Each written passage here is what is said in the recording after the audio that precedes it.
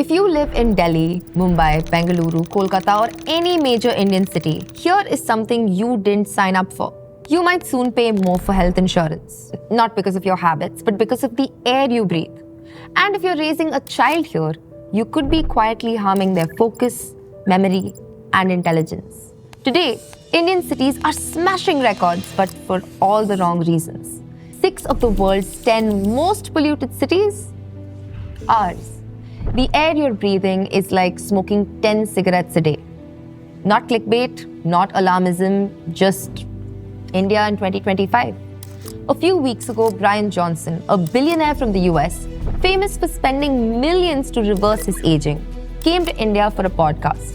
He wore an N95 mask and even brought an air purifier with him. Yet, minutes into the recording, he started coughing, tearing up, struggling to breathe. The pollution was so bad, he walked out mid-conversation. I just can't do this. The clip went viral and suddenly, India was no longer the land of yoga and jugaad. It was the land where you can't even breathe indoors. And here's the thing, Brian left, but 1.4 billion of us can't. We live in this, we raise families in this. This is Kolkata, the second most congested city in the world. Just a heads up, if you're driving in Kolkata, hitting up 10 kilometers will probably take you about 34 minutes on the road. And all those minutes in rush hour really add up. You are losing around 110 hours a year sitting in traffic. That's enough time to become a full-blown Iron Throne expert by watching every single episode of Game of Thrones. Kolkata leads the pack, but cities like Bengaluru, Pune and Mumbai aren't far behind. And at the heart of this mess, our obsession with the car. Every single month, over 3 lakh new cars join the fray on our already bursting roads. And if the toxic air and endless congestion weren't already enough to raise your blood pressure, don't worry. Noise pollution's got you covered. In 2022, Moradabad in Uttar Pradesh was ranked the second noisiest city in the world, clocking in at a wild 114 decibels, more than twice the WHO's safe limit of 55. Meanwhile, cities across Europe are doing something interesting. In one place, carbon emissions dropped by 23%. In another, child asthma rates declined. And in one major capital, car traffic is down 40% and the air is finally breathable. I am your host Lavanya, and on this episode of The Climate Brief, we are asking a big question. Can India get out of this car gridlock?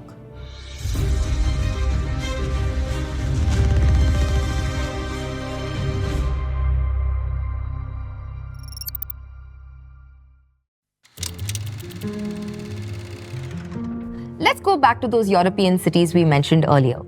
In the past decade, over 340 cities across Europe have implemented restrictions on car usage. They weren't always walkable, bikeable havens. Many of them face the same problems we deal with in India today. Take London. By the early 2000s, the city was choking on car fumes. Traffic had slowed to a crawl and air pollution was spiking. In Paris, by the early 2010s, smog was so severe that authorities offered free public transport on bad days. The city of light was turning into a city of brake lights. In Barcelona, the chaos wasn't just visual, it was loud. The constant noise from traffic had become one of the biggest environmental stressors. So, what did they do? Let's start with Paris. In March 2025, Parisians cast a historic vote. With nearly 66% in favor, they approved a proposal to remove cars from 500 streets. However, this transformation has been underway ever since Mayor Anne Hidalgo took office in 2014. Under her vision to make the city less car-centric, Paris is undergoing a radical transformation. The city has removed more than 50,000 parking spaces, built over 340 miles of new bike lanes, and implemented restrictions on polluting vehicles in key areas. The result? Car traffic down 40%, air quality up 30%. At the heart of this transformation is the idea of a 15-minute city. Everything you need, schools, parks, groceries, all within a 15-minute walk or bike ride. Barcelona went even further. They created super blocks, By redesigning 400 by 400 meter grids of city blocks to restrict through traffic and prioritize pedestrians, the city has created pockets of calm amidst the chaos. The impact has been transformational. Noise pollution has decreased by up to 9 decibels. Air quality has improved with a 25% reduction in NO2 levels and a 17% decrease in PM10 particles, and local businesses have seen increased footfall. In Oslo, they removed street parking and replaced it with benches, bike lanes, and play areas. By cutting down car traffic, Oslo also slashed greenhouse gas emissions, improved air quality, and created a calmer, quieter city. Smaller cities like Pontevedra in Spain began removing cars as far back as 1999. Across the continent, cities like Milan, Warsaw, and London have implemented congestion pricing or banned polluting vehicles altogether. London's ultra-low emission zone charges polluting cars to enter the city core, slashing nitrogen dioxide levels by over 50%. Amsterdam plans to ban all petrol and diesel vehicles by 2030. The Netherlands is building an entirely car-free neighborhood in Utrecht for 12,000 residents, proving this model isn't just for old cities, but new ones too. What's driving Europe's shift? A mix of health concerns, climate targets, and public demand for a better quality of life. These cities are proving that when you reduce car dependency, good things happen. Air gets cleaner, streets get quieter, commutes get shorter, and people get healthier. But the question is, if they could do it, can we? Of course, it's unfair to compare India directly to Europe. We have different challenges, especially when it comes to population density. But they cared, they acted, and they proved it is possible. Imagine the impact we could make if we cared too. While Europe is stepping on the brakes, India is accelerating. Our roads are already home to over 354 million vehicles, yet our infrastructure hasn't kept pace. Between 2009 and 2022, India's vehicle population nearly tripled from about 121 million, growing at a rate of 7.5% annually. In contrast, our road infrastructure expanded far more slowly. The national highway network grew from 91,000 kilometers in 2014 to about 146,000 kilometers by 2024, a 60% increase in a decade. Let's zoom in on our cities for a moment. Bengaluru, once the Garden City, now has 1.2 crore vehicles, including 25.2 lakh passenger cars. Between 2021 and 2025, that number grew by over 21%. Vehicle emissions contribute to 50% of Bengaluru's pollution. Delhi, its pollution crisis is global news. India's capital, Delhi, has overtaken the Pakistani city of Lahore as the most polluted city on earth. India's capital has introduced stricter anti-pollution controls to combat a spike in toxic smog. Every winter, schools shut down, emergency rules are rolled out, and still, nothing changes. Vehicular emissions contribute up to 51% of the city's annual pollution. Kolkata has the highest vehicular density, 2,448 vehicles per kilometer. Cars generate over 35% of carbon dioxide, 55% of carbon monoxide, and 75% of methane emissions.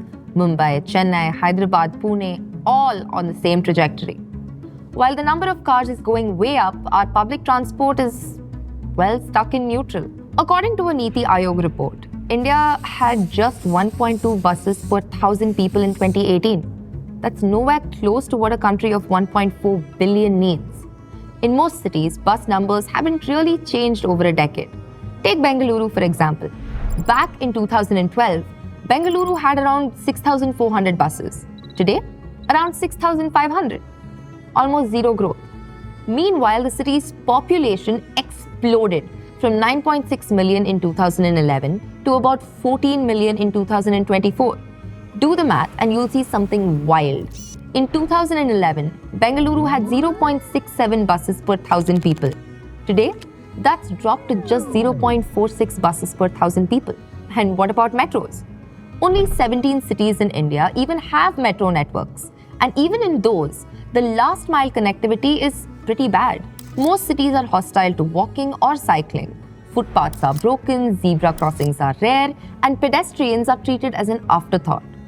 So, with public transport lagging far behind, And walking or cycling not being realistic or safe options, what do most people do? They turn to cars.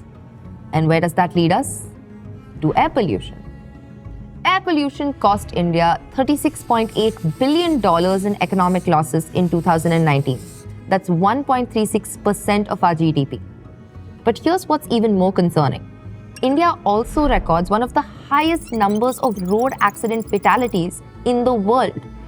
As per the latest government data, in 2022 alone, we saw over 4.6 lakh road accidents and 1.6 lakh fatalities. That is 462 deaths and 1,264 accidents per day. And this is just the official data. The unofficial numbers could be even higher. Even when we look ahead, most city development plans are still centered around the car. More roads, more flyovers, wider highways. Think of the coastal road in Mumbai or the tunnel road in Bangalore. It's like we're trying to solve a fire by pouring petrol on it. So, where do we go from here? Let's dream a little.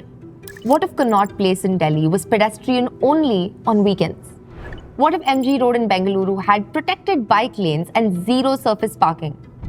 What if Tier 2 cities like Bhopal or Nagpur became India's first fully walkable downtowns? A car-free India doesn't mean banning cars. It means redesigning cities where owning a car isn't a necessity, where walking is safe, cycling is joyful, and public transport is fast, cheap, and reliable. Take Mathera, a hill station in Maharashtra. It's the only automobile-free town in Asia.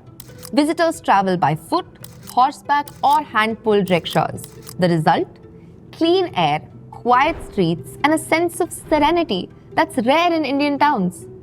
In 2016, city officials in Pune had experimented with pedestrian zones in congested shopping areas.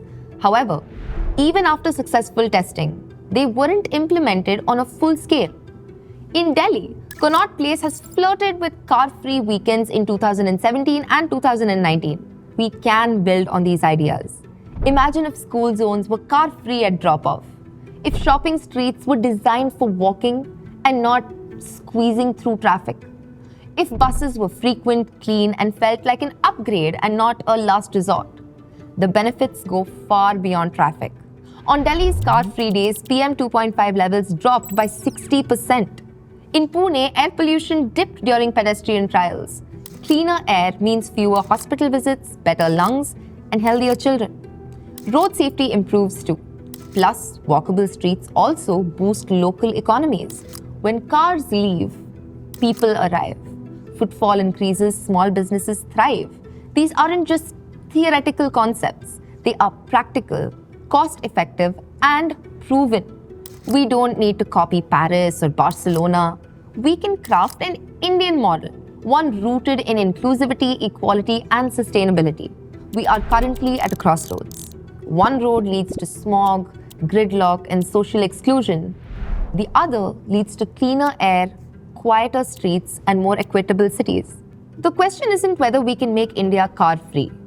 The question is, will we choose to? Are we ready to reimagine our cities? Let us know your thoughts in the comments. And if you believe in greener, cleaner futures, subscribe to the Climate Brief. More stories, more solutions, more reasons for hope.